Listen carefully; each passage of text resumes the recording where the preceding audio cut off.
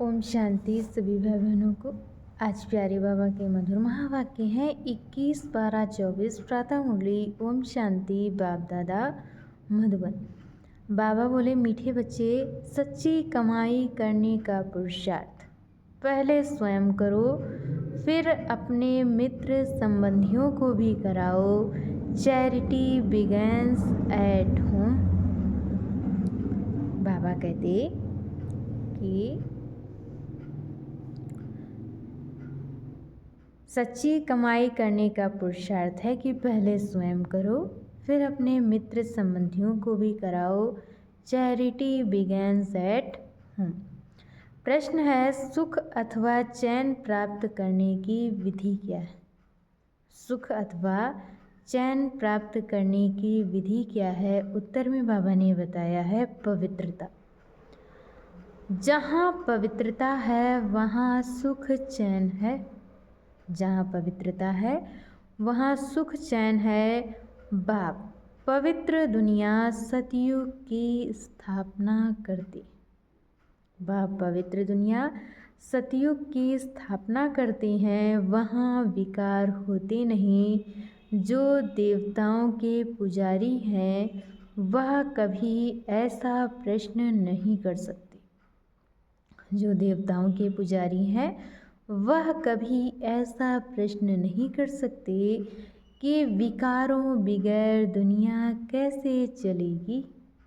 विकारों बगैर दुनिया कैसे चलेगी? अभी तुम्हें चैन की दुनिया में चलना है, इसलिए इस पतित दुनिया को भूलना है।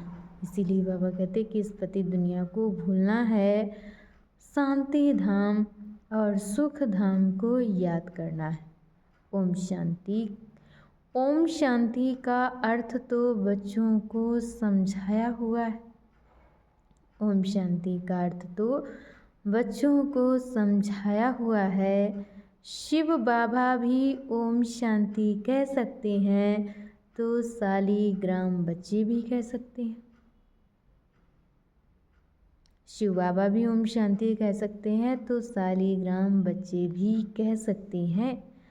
आत्मा कहती है ओम शांति। Son of silence father. Son of silence father. शांति के लिए जंगल आदि में जाकर कोई उपाय नहीं किया जाता। आत्मा तो है ही साइलेंस। आत्मा तो है ही साइलेंस।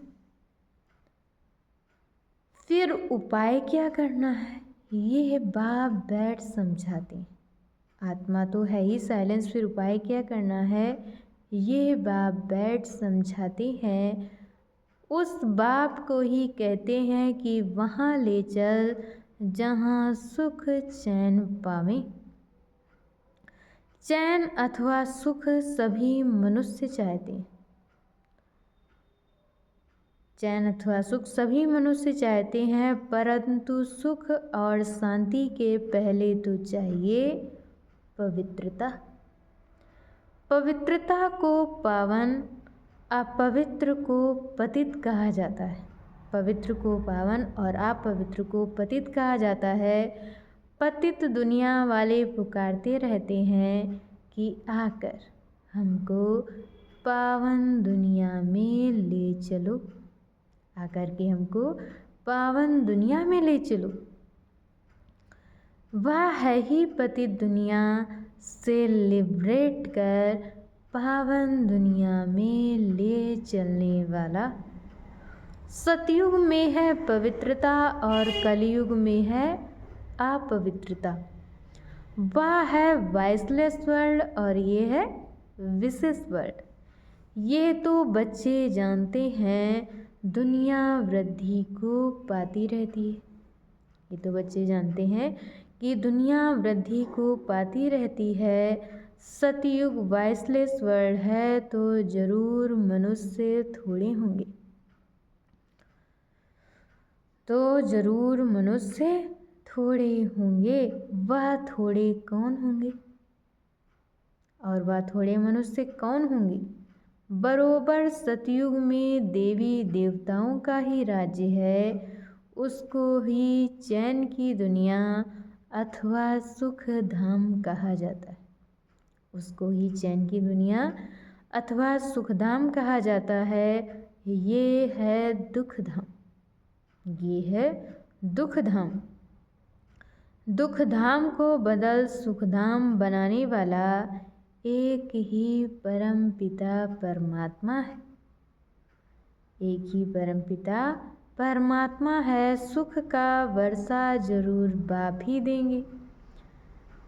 अब वह बाप कहते हैं कि दुख धाम को भूलो। अब वह बाप कहते हैं कि दुख धाम को भूलो, शांति धाम और सुख धाम को याद करो। इसको ही मन मना भव कहा जाता है। शांति धाम और सुख धाम को याद करो, इसको ही मन मना भव कहा जाता है। बाप आकर बच्चों को सुख धाम का साक्षात्कार कराते हैं। बाप आकर के बच्चों को सुख धाम का साक्षात्कार कराते हैं। दुख धाम का विनाश कराए, शांति धाम में ले चलते हैं। इस चक्र को समझना है। बाबा कहते कि इस चक्र को समझना है। अच्छा, मीठे मीठे सिकिलधे बच्चों प्रति माता पिता बाप दादा का याद प्यार और गुड मॉर्निंग। रूहानी बाप की रूहानी बच्चों को नमस्ते। हम रूहानी बच्चों की तरफ से रूहानी माता पिता बाप दादा को याद प्यार नमस्ते, ओम शांति, गुड मॉर्निंग, शुक्रिया बाबा, शुक्रिया। और आज बाबा ने हम बच्चों को मुरली में धारण करने के लिए मुख्य सार दिया हुआ है। पहला पॉइंट, इस पुरानी दुनिया को बुद्धि से भुलाने के लिए चलते फिरते अपने को शांति धाम का वासी समझना है। इस पुरानी दुनिया को बुद्धि से भुलाने के लिए चलते फिरते अपने को शांति धाम का वासी समझना है। शांति धाम और सुख धाम को याद कर सच्ची कमाई करनी है और दूसरों को भी करानी है। दूसरे पॉइंट में बाबा ने बताया है कि राजयोग की तपस्या कर स्वयं को पुण्य आत्मा बनाना है। राजयोग की तपस्या कर स्वयं को पुण्य आत्मा बनाना है। माया का सिर काटने के लिए स्वदर्शन चक्र सदा फिरता रहे। माया का सर काटने के लिए बाबा कहते स्वदर्शन चक्र सदा फिरता रहे। और आज बाबा ने हम बच्चों को वरदान दिया है, संपन्नता द्वारा सदा संतुष्टता का अनुभव करने वाले संपत्तिवान भव। संपन्नता द्वारा सदा संतुष्टता का अनुभव करने वाले संपत्तिवान भव। स्वराज्य की संपत्ति है ज्ञान, गुण और शक्तियाँ।